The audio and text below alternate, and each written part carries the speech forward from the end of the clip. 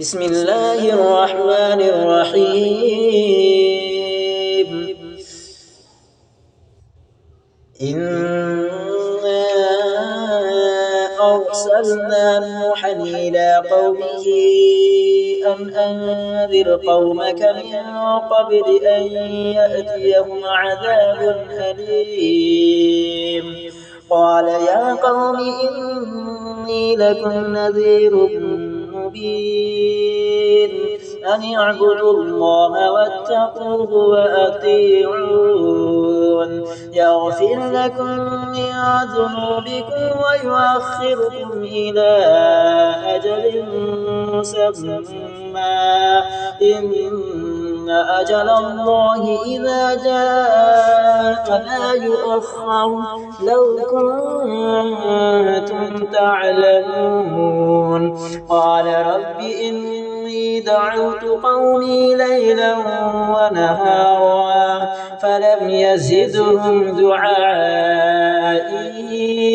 إلا فرارا وإني كلما دعوتهم لتغفر لهم جعلوا أصابعهم في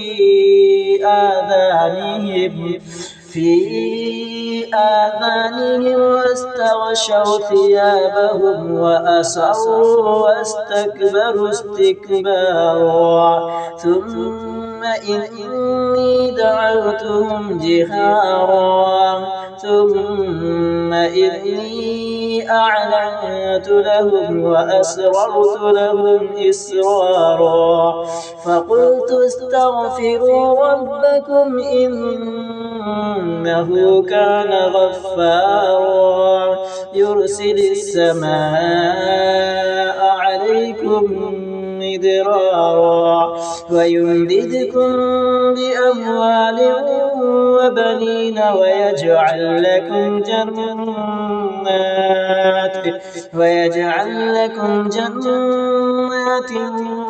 ويجعل لكم أنهارا ما لكم لا ترجون لله وقارا وقد خلقكم أطوارا ألم تروا كيف خلق الله 7 سماوات طباقا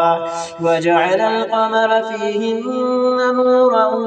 وجعل الشمس سراجا والله أنبتكم من الأرض نباتا ثم يعيدكم فيها ويخرجكم إخراجا والله جعل لكم الأرض بساطا لتسلكوا منها سبلا فجاجا قال نوح رب إنهم عصوني واتبعوا من لم يزده ماله وولده إلا خسارا ومكروا مكرا